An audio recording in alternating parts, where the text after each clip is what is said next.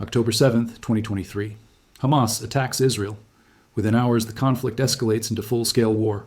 And within 72 hours, something remarkable happens in the stock market. Lockheed Martin's stock surges 12%. Raytheon jumps 9%.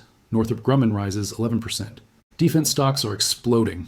While the world watches the conflict in horror, financial markets are reacting with a very different emotion. Opportunity. Who profits from this? The largest institutional holders of these defense stocks, pension funds, asset managers, and the biggest player of all, BlackRock. BlackRock manages $10 trillion in assets. They're the largest shareholder in Lockheed Martin, Raytheon, Northrop Grumman, and nearly every major defense contractor. When defense stocks surge, BlackRock's portfolio gains billions.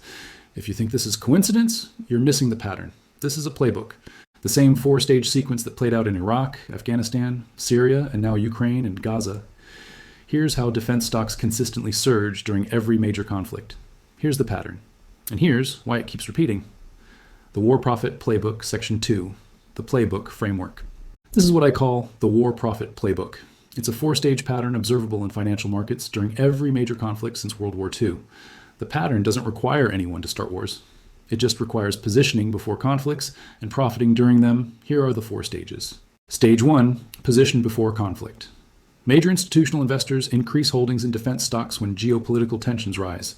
These positions are documented in public SEC filings. Stage 2, amplify the threat. Media coverage intensifies. Think tanks release reports. Government officials make public statements. The threat becomes undeniable. Public support builds. Stage 3, profit from the war. Once conflict begins, government defense contracts are awarded. Stock prices surge. Institutional holders see massive gains. This is all publicly documented market behavior.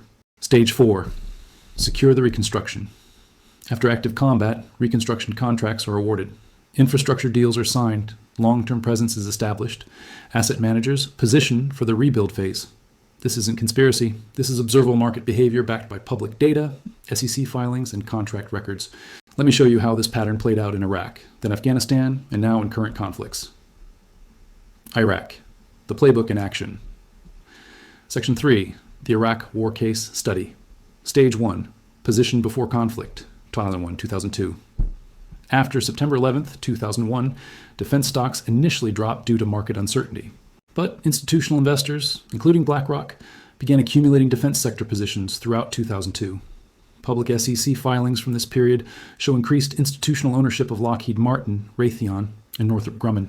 At the same time, individuals with prior defense industry experience were serving in key government positions. This revolving door between the private sector and public office is well documented throughout history. Stage 2, Amplify the Threat, 2002-2003. Throughout 2002 and early 2003, the Bush administration presented evidence of weapons of mass destruction in Iraq. Media coverage intensified. Cable news ran stories about the threat 24/7. Think tanks published reports advocating for intervention.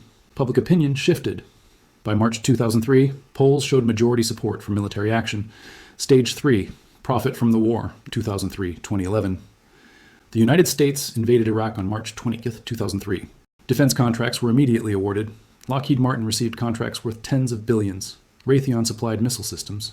Northrop Grumman provided aircraft and technology. Stock prices reflected this. Lockheed Martin's stock price went from approximately $50 in early 2003 to over $200 by 2011, an increase of 300%. Halliburton subsidiary KBR received no-bid contracts initially worth $7 billion, eventually growing to over $39 billion. Institutional investors who positioned before the conflict saw massive returns. BlackRock's defense sector holdings grew substantially in value during this period. Stage 4, secure the reconstruction, 2003-2011. Beyond weapons contracts, the reconstruction phase generated billions more. KBR received $40 billion in total contracts for infrastructure, logistics, and base construction. Private military contractors like Blackwater, now Academy, were hired for security. Their contracts grew to billions. The United States maintained a military presence in Iraq until 2011, ensuring ongoing contracts and spending. The pattern was complete. Position before conflict, profit during war, secure the reconstruction. But Iraq wasn't a one-time event. The same pattern appeared in Afghanistan, and the numbers are even more staggering. Afghanistan, the pattern repeats. Section 4, the Afghanistan War Case Study. Stage 1, position before conflict, September 2001. After the September 11th attacks, the Taliban regime in Afghanistan was immediately identified as harboring al-Qaeda. Defense stocks, which had dropped initially, became attractive to institutional investors as military action became inevitable. SEC filings from late September and October 2001 show institutional accumulation of defense sector stocks. Stage 2, Amplify the Threat, September-October 2001. Media coverage showed Osama bin Laden videos repeatedly. The connection between the Taliban and al-Qaeda was emphasized constantly. Public support for military action was overwhelming. The authorization for use of military force passed Congress with only one dissenting vote. Stage 3, Profit from the War, 2001-2021. The United States invaded Afghanistan in October 2001. The war lasted 20 years. 20 years of defense contracts. The total cost of the Afghanistan war, $2.3 trillion, according to Brown University's Costs of War project. Lockheed Martin alone received over $45 billion in contracts related to Afghanistan. Defense stocks surged throughout the conflict. Investors who held these positions from 2001 to 2021 saw extraordinary returns. BlackRock's defense portfolio grew massively over this 20-year period. Public reports show their holdings in major defense contractors increased substantially. Stage 4, Secure the Reconstruction, 2-to-1 by 2021 infrastructure contracts, training contracts, logistics support, private security. All of these continued for 2 decades. Even after the U.S. withdrawal in August 2021, many contractors remained or shifted to other regions. The pattern held for 20 years. And now in 2022, the same playbook appeared again, this time in Ukraine, and the positioning is more visible than ever. Ukraine, the playbook accelerates. Section 5. The Ukraine War, current stage. 1. Position before conflict, late 2021, early 2022. Throughout late 2021 and early 2022, tensions between Russia and Ukraine escalated. Satellite imagery showed Russian troop buildups on the border. During this period, institutional ownership of defense stocks increased. Public SEC filings show this positioning. Stage 2, Amplify the Threat, January onwards, February 2022. U.S. intelligence agencies publicly warned that a Russian invasion was imminent. These warnings began in January 2022. Media coverage intensified throughout February. NATO began positioning forces. The threat became undeniable. Stage 3, Profit from the War, February 2022, present. Russia invaded Ukraine on February 24, 2022. Defense stocks immediately surged. In the first 6 months of the war, Lockheed Martin's stock rose approximately 30%. Raytheon, Northrop Grumman, and General Dynamics all saw significant gains. The United States approved multiple aid packages to Ukraine, totaling over $113 billion. A significant portion of this money goes to U.S. defense contractors to manufacture weapons that are then sent to Ukraine.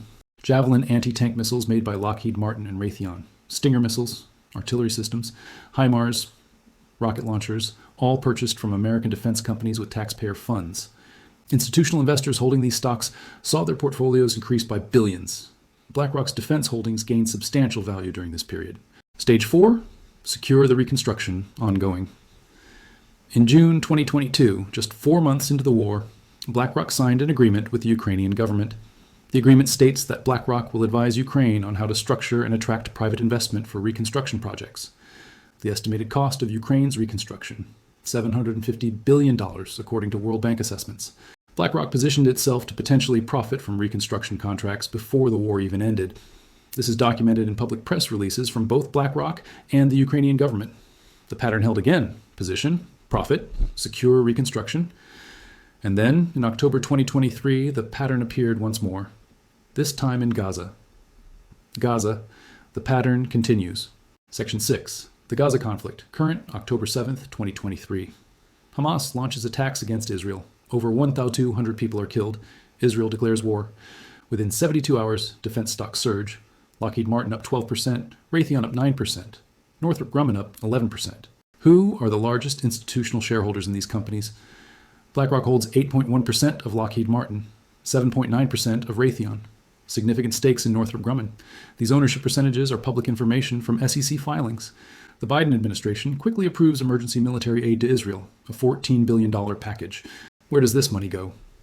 To U.S. defense contractors to produce weapons. The weapons are then sent to Israel. BlackRock doesn't manufacture the weapons. But as the largest institutional holder of the companies that do, they profit when those companies receive billion-dollar government contracts. Same playbook, different conflict. The pattern is consistent. How the pattern works. Section 7. The mechanism. So how does this pattern persist across decades and multiple conflicts? BlackRock's position in the financial system. BlackRock manages $10 trillion in assets. They are the largest or among the largest shareholders in almost every major defense contractor. They're also major shareholders in media companies, and this creates potential conflicts of interest, though BlackRock maintains they operate independently. The revolving door between finance and government. Larry Fink, BlackRock's CEO, regularly advises U.S. presidents on economic policy. This is publicly documented. Brian Dees, a former BlackRock executive, served as director of the National Economic Council under President Biden from 2021 to 2023. This revolving door between Wall Street and Washington is well documented. Executives rotate from financial firms into government positions and back. The legal framework. Everything described in this video is legal. Institutional investors are allowed to own defense stocks. Government officials can have prior private sector experience. Defense contracts are awarded through official processes. The pattern exists within the legal system. It doesn't require illegal activity. It requires positioning, access to information, and understanding of geopolitical trends. Public SEC filings show when institutional investors increase or decrease positions. Anyone can access this data. The pattern is observable. The question is, why does it keep repeating? What this means. Section 8. Implications. So what does this pattern mean in practical terms? The financial reality. When the U.S. government approves military aid packages, that money goes to defense contractors. Those contractors' stock prices rise. Institutional investors who hold those stocks profit. This is funded by taxpayers. Your tax dollars flow to defense companies. Their stock prices increase. Institutional investors gain. The observable signals. You can track this pattern yourself. SEC filings show institutional ownership changes quarterly. When major asset managers increase defense sector positions, it often precedes geopolitical escalation. When defense stocks begin rising before conflicts start, the pattern is activating. When media coverage of geopolitical threats intensifies, stage 2 is active. What you can do, you can't stop the pattern, but you can recognize it. Watch what major institutional investors do with defense stocks. Public filings show this. Watch when Reconstruction deals are signed during active conflicts. This signals stage 4. The pattern has repeated for decades. Understanding it doesn't change it, but it provides context for why conflicts often seem to benefit specific financial interests. The bigger picture section. 9. The payoff. Here's what most people miss about this pattern. It's not about starting wars, it's about profiting from wars that happen. Since 2001, the United States has been involved in major conflicts continuously. Afghanistan for 20 years, Iraq for nearly a decade, Syria, Libya, Yemen, and now support for Ukraine and Israel. Total spending, over $8 trillion, according to the Costs of War project at Brown University. During this same period, institutional ownership of defense stocks has grown massively. BlackRock's defense sector holdings have expanded from approximately $50 billion to over $300 billion in market value. The pattern works, every time. Thousands of lives lost, hundreds of thousands of civilians affected, trillions in public spending. And at the end of every conflict, defense sector portfolios are larger than they were at the beginning. The only question left is, where will the pattern appear next? If you want to keep recognizing these patterns, the observable market behaviors that appear during geopolitical conflicts, subscribe. Because the next conflict is likely already being positioned for. The defense stocks are already moving. Public filings will show it. The pattern runs on data, not speculation. The question is, will you see it before it fully activates?